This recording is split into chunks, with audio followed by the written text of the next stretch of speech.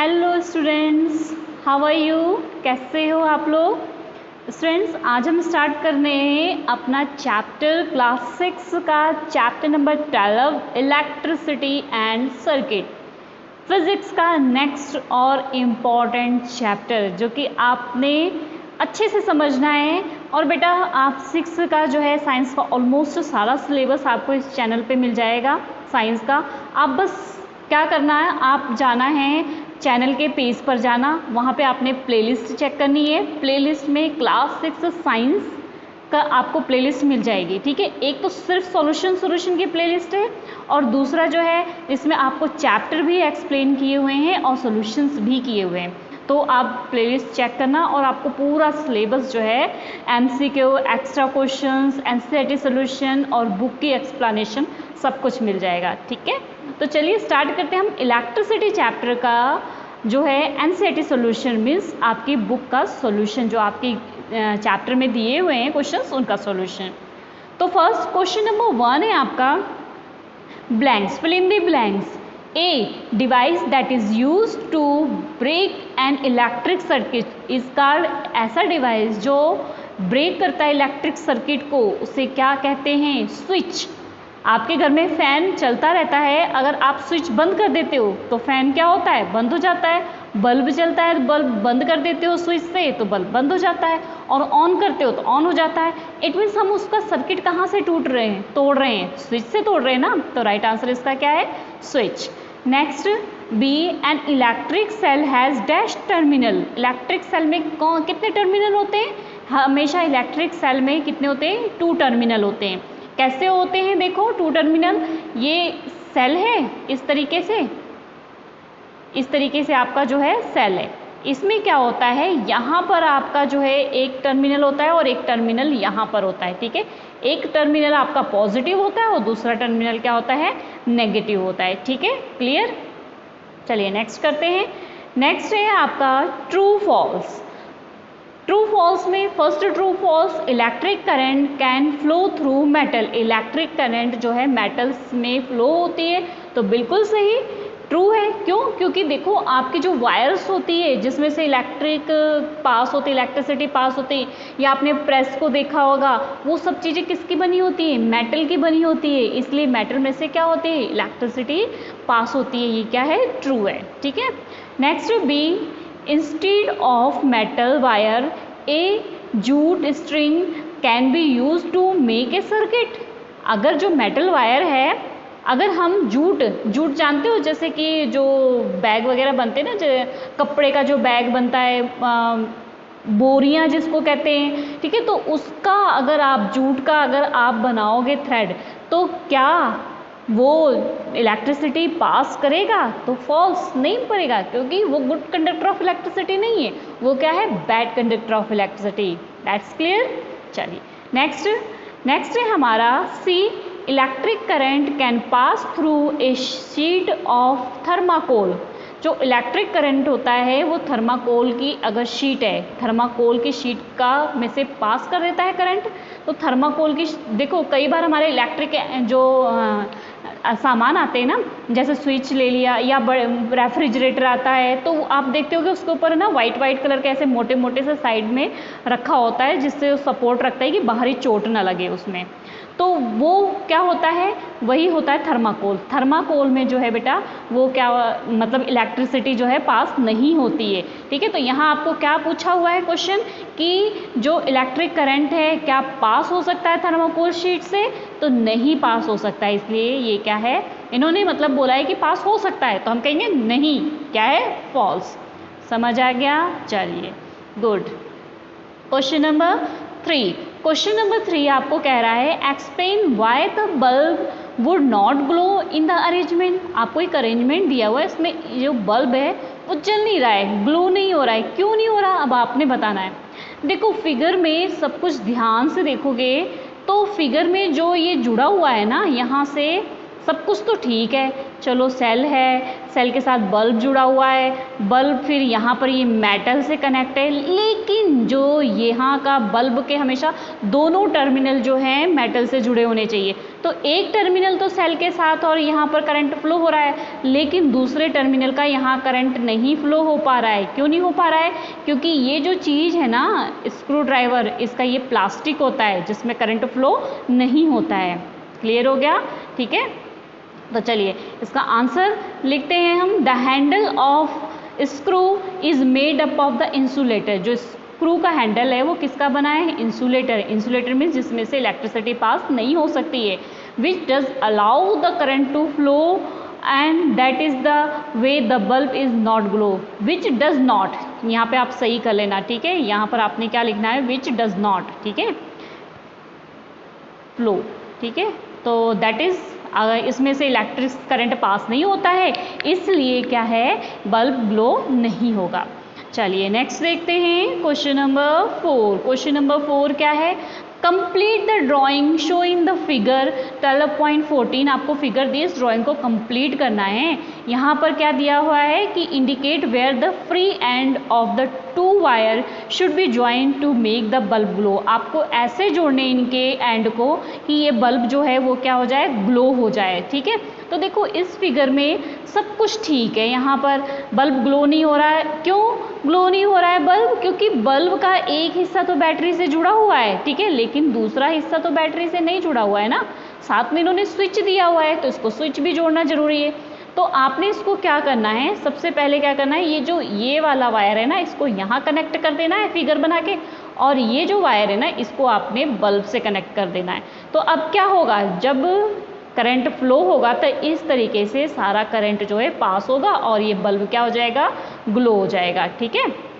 तो देखो ये फिगर बनी हुई है जो मैंने आपको बताया, ठीक है, समझ आ गया। ऐसे आपने इसका डायग्राम जो है बनाना है। Next question number 5, what is the purpose of using an electric switch? Name some electric gadget that have switch built into them. देखो कुछ इलेक्ट्रिक जो स्विच होते हैं, यूज़ किए जाते हैं इलेक्ट्रिक स्विच, तो कुछ गैजेट्स के नाम बताना है जिसमें इलेक्ट्रिक स्विच जो है यूज़ किए जाते हैं। तो सबसे पहले a switch is a simple device that either break or circuit or complete. देखो स्विच एक ऐसा डिवाइस होता है जो सर्किट को, जो इलेक्ट्रिसिटी का सर्किट होता है ना, उसको तोड़ता भी है और कंप्लीट भी करता है। हमने पढ़ा था ना, स्विच ऑन किया तो फैन ऑन हो गया, स्विच ऑफ किया तो फैन ऑफ हो गया, ठीक है। तो the switch used in lighting of the electric bulb and other device in home work on the same principle. जैसे कि हम बल्ब को जला रहे हैं, इसी तरीके से हमारे घर में और भी डिवाइस है, जैसे कि radio, TV, mobile, torch, electric toys, ये सब चीज़ों में क्या होता है, ये सब चीज़ें में स्विच होता है जिससे कि हम इसको ऑन ऑफ कर सकते हैं। नेक्स्ट है question number 6, would the bulb glow after completing the circuit show in figure 12.14 if instead of the safety pin we use an eraser. देखो ये जो हमें दिया हुआ है सर्किट, इसमें बोल रहे हैं कि बल्ब ग्लो होना चाहिए। अब हमने कंप्लीट किया तो बल्ब ग्लो होना चाहिए, ठीक है, बल्ब ग्लो हो गया। अब आगे वो बोल रहे हैं कि अगर ये जो सेफ्टी पिन है, सेफ्टी पिन कहाँ है, यहाँ पर, ये सेफ्टी पिन जो यूज़ की हुई है, अगर इसकी जगह हम क्या यूज़ कर लें, इरेजर यूज़ कर लें, तो क्या ये बल्ब ग्लो होगा? नहीं होगा। क्यों? जो रबर है वो क्या है, बैड कंडक्टर ऑफ इलेक्ट्रिसिटी, जिसमें से इलेक्ट्रिसिटी पास नहीं हो सकती है, ठीक है, तो बल्ब ग्लो नहीं होगा।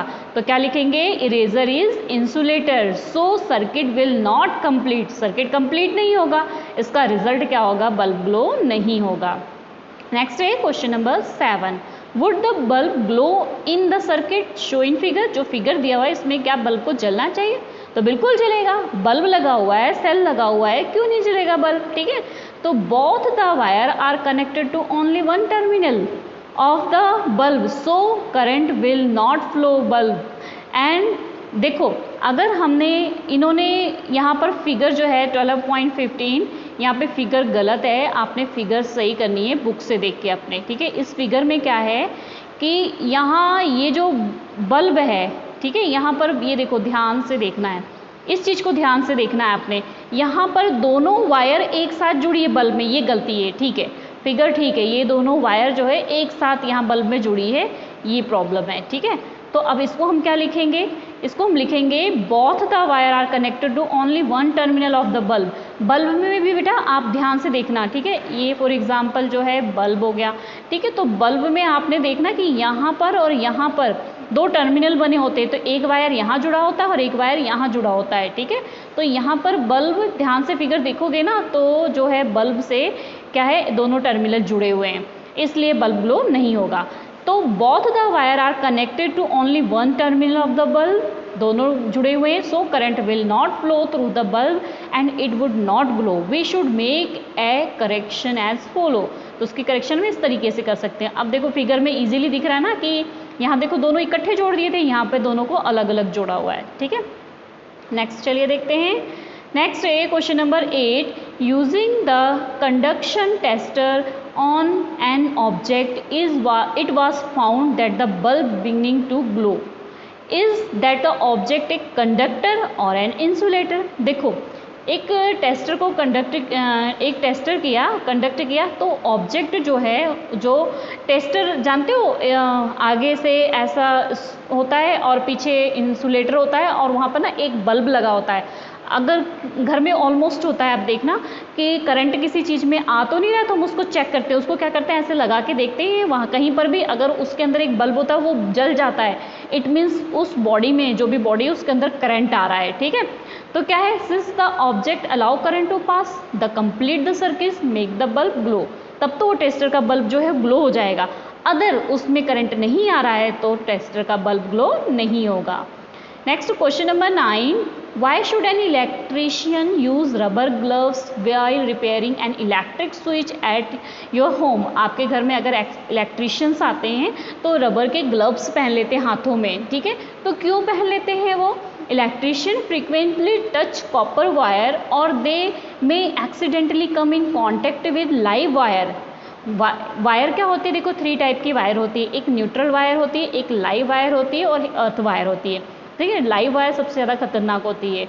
अगर इलेक्ट्रीशियन ने गलती से क्या कर लिया, टच कर लिया लाइव वायर को, ठीक है, since human body is a good conductor, human body क्या है, गुड कंडक्टर ऑफ इलेक्ट्रिसिटी है, तो इलेक्ट्रीशियन में गेट शॉक, इलेक्ट्रीशियन को शॉक लग सकता है। रबर का वो जो ग्लव्स पहनता है वो क्या होता है, इंसुलेटर होता है रबर, तो इसलिए to prevent themselves from the electric shock और flow the current the electrician use rubber gloves while repairing. तो उसको प्रिवेंट करता है शॉक से बचाने के लिए, इसलिए वो क्या करता है, इलेक्ट्रीशियन रबर का ग्लव्स पहनते हैं रिपेयरिंग के टाइम, ठीक है। Next question number 10, the handle of the tool like the screw driver. जो स्क्रू ड्राइवर होता है ना, देखा होगा ऐसे आगे से पतला सा होता है और पीछे मोटा सा प्लास्टिक का लगा होता है स्क्रू ड्राइवर। अब ऐसे ऐसे उसको ना नट बोल्ट कुछ भी कसते हैं, ठीक है। तो स्क्रू ड्राइवर और पिलायर होता है ना, तार वगैरह काटने के लिए ऐसे होता है, कट्टे कट्टे काट देते हैं, तो उसमें पिलायर का ये तो मेटल होता है, लेकिन ये पीछे की जो बॉडी होती है ना, ये सारे क्या होते हैं, उसके ऊपर रबड़ लगे होते हैं।